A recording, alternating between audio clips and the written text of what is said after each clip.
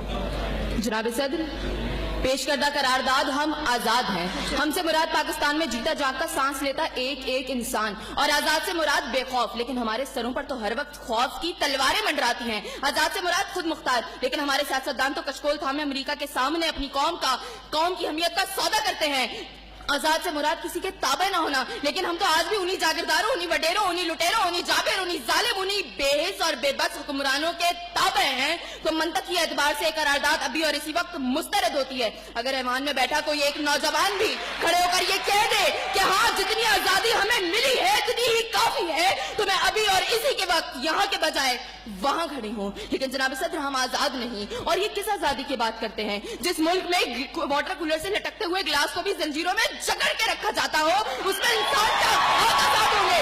जनाब सदर, हम आजाद नहीं है। जनाब सदर, असल में मवाफकत में आने वाली मुकर्ररा खुद को डिज्नीलैंड की प्रिंसेस समझती है, क्योंकि ये जो कहानी हमें सुनाती रही वो पाकिस्तान को हमने कभी देखा ही नहीं। जनाब सदर, जिस मुल्क के सियासतदानों की तरक्की का आलम ये हो कि उनकी दौलतों में दिन दुगनी और रात चुगनी होती हो, और तरक्की का दारोमदार ये हो, तो फिर मैं कैसे कहूँ कि हम आजाद हैं? जिन मुल्क के सियासतदानों के नाम पनामा लीक्स में लीक होते हो और स्टोर मचने पर फकत अवाम को लैपटॉप लॉलीपॉप दे जाता हो, तो मैं कैसे कहूँ कि हम आजाद हैं? जनाब सदर, जिस मुल्क की हुक्मरानी और हुकूमत का ढांचा तक बैनुल अक़वामी इस्तेमार ने बनाया हो, तो फिर मैं कैसे कहूँ कि हम आजाद हैं? जिस मुल्क का अदलिया का सिस्टम तक किसी और का लिया हुआ हो, तो मैं कैसे कहूँ कि हम आजाद हैं? जनाब सदर, और जिस आजादी की ये बात कर रही थी, जिन हरी झंडियों की बात ये कर रही थी, जब कल यही झंडियां हमारी पैरों के तले रोती जाएंगी और कोई उनको उठाने वाला ना होगा,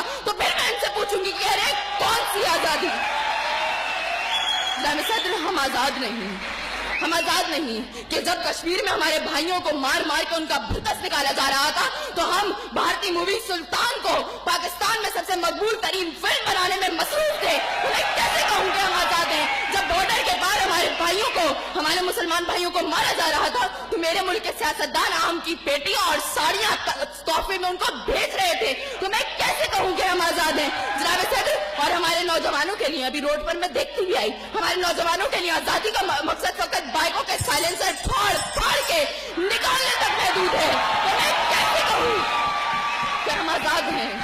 और जनाब सदर, जिस आजादी की बात करती है, शायद वो फकत सिर्फ दहशतगर्दों को हासिल है, क्योंकि अब उनका जब जहां जिसको दिल चाहता है मार देते हैं, और बड़ी आजादी से आकर मीडिया पर कहते हैं हाँ जिम्मेदारी कबूल। तो जवाब में हमारे सियासतदान फकत मुजम्मत करके नजर आते हैं। अरे कौन सी आजादी जिस देश में हर सिमत बर्बादी के साए हो और मुल्क के हर कोने में जुल्म और जबर के बादल छाए हो? तो मैं कैसे खुद को आजाद कहूँ जहाँ हक को हक कहने में जबान मेरी थर्राती है?